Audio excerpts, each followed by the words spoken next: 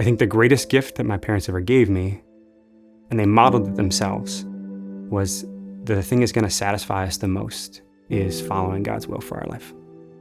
I'm the fifth of seven, and I have a really good dad who loves me, and I know that, but the idea of God loving me as Father always just felt intellectual. I felt like the older son in Jesus' story of the prodigal son, right? The older brother who was faithful, but is bitter because he didn't get what he wanted. So I had this tension, this kind of bitterness within me that this one weekend on retreat just kind of flared up in me, and I was angry with the Lord. I just needed to get it all out. I was just so frustrated. And I'm standing in the shower, and God starts to speak to me.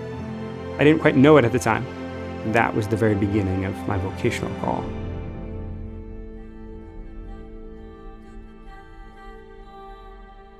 My first kind of magnetic impressions of the brothers was praying with them. And there was a way that they prayed that really resonated with me. And now, as I know more about the brothers, it was just the very belief that a relationship with Jesus alone is enough to satisfy the deepest needs of the human heart. I absolutely wrestled with nervousness and the kind of ups and downs of my own emotional roller coaster. What's this going to be? Am I going to be happy? Am I going to be satisfied? One of the things I'm really grateful for in religious life is that you get to actually try it out for a little bit, because God respects our freedom so much. We respect each other's freedom so much. And I always experienced that from the brothers. I never once felt coerced or manipulated or asked to do something earlier, take a next step before I was ready. In fact, it was usually me who was asking, how do I do the next thing? What's the next step? I really want to honor Brother Martin. Brother Martin, I want to honor you. My name is Cecilia Lopez. I'm coming at you live from Orlando, Florida, to honor Brother Martin. You truly have lifted the desires of your heart to the Lord, Martin. You are a witness to all of those around you.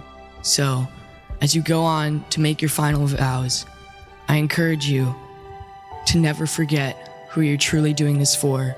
I love you, Uncle Martin. Amen.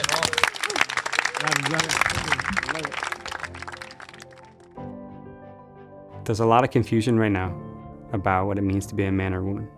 I don't think a lot of young guys have many good, faithful, masculine role models in their life. I love the space of being a brother in the university world because it gives me the freedom to be on campus with young guys, be right in the heart and the center. I'm not waiting for them to come through my doors or come into a church, to go and be where they are in the midst of a confusing, anxiety-provoking world, and be a man who knows who he is, who loves the Lord. That's attractive to see people, men who know who they are and who are serious about their faith, and they're also normal, just like normal guys. That awakens something. I think it awakens the greatest desire of a man's heart, to want to give his life away to something, to this adventure, to following God's invitation in his life. But we need to see that. We need to see other people doing it. What I come to see, as I've laid down my life, as I've surrendered my life to the Lord over the past 5 years of discerning with the brothers, I've only been more joyful.